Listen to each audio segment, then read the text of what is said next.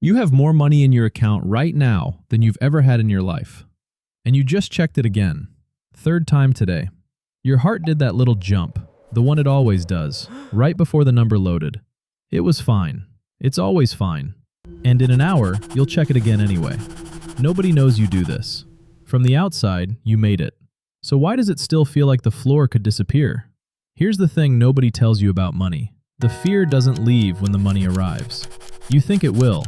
You spend years believing that once you hit a certain number, you'll finally relax. Then you hit it, and you don't. Rewind. There was a time you were actually broke. Rent was a math problem you did at 2 in the morning. A surprise bill could end you. Back then, checking your balance made sense. You were watching the edge of a cliff. But something happened in those years. Your brain learned that checking equals safety.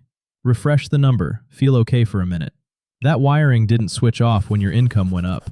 It just found new things to be afraid of. So now you check at red lights.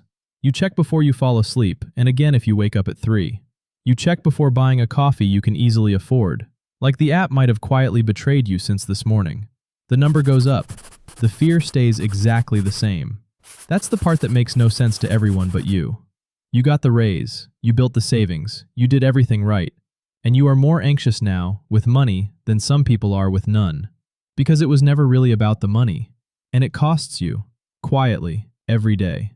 You can't enjoy the dinner because you're doing math under the table.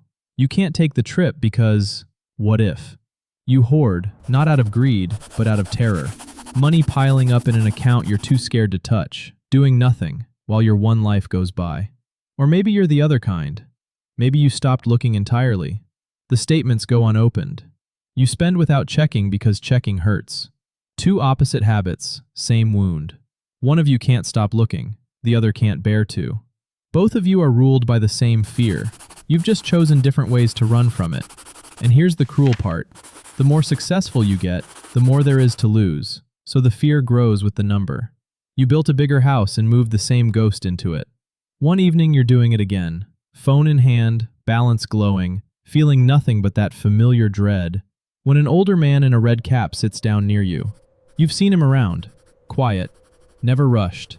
Never impressed by anything. He glances at your phone, and he doesn't lecture you. He just says one thing. You keep checking that number hoping it'll make you feel safe. It never will, because the fear isn't in the account. It's in you. You're not trying to see your balance. You're trying to feel like a kid who finally has enough. And no number on a screen has ever, once, healed that. And that's when it lands. The problem was never the number. It was that you tied your entire sense of safety to a thing that goes up and down. So you start doing it differently, on purpose. First, you separate the two. Money is a tool. Safety is a feeling. They are not the same thing, and no amount of one buys the other. Then you starve the ritual. You pick one day, to look at your money. The rest of the week, the app stays closed. It's agony at first. Your thumb reaches for it 100 times. And every time you don't check and the world doesn't end, the wiring loosens a little. You build a real buffer, not to check obsessively, but so you genuinely don't have to.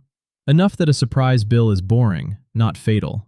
And then you do the hardest thing of all. You define enough, an actual number. Because a fear with no finish line runs forever, and you'd been running a race that had none. Then, the strange part, you practice spending. On purpose. On something good. Not to be reckless, but to prove to the scared part of you that money is allowed to become a life, and not just a wall you hide behind. It doesn't vanish overnight. Some days you still check twice. That's okay. You're rewiring years of fear, not flipping a switch. But slowly, most days now, the phone stays in your pocket. The number is the same as it was. Nothing in the account changed. What changed is that you finally live inside your own life, instead of guarding it from the outside. Here's the truth almost nobody says out loud. The goal was never more money. It was a nervous system that trusts you have enough. You can have a fortune and never feel safe. And you can have very little and sleep like the tide comes in. Because safety was always something you build on the inside, not a number you refresh. Now you know the difference. If a story ever made you feel a little less alone with this, subscribe. A new one comes every week. This is a story, not financial advice.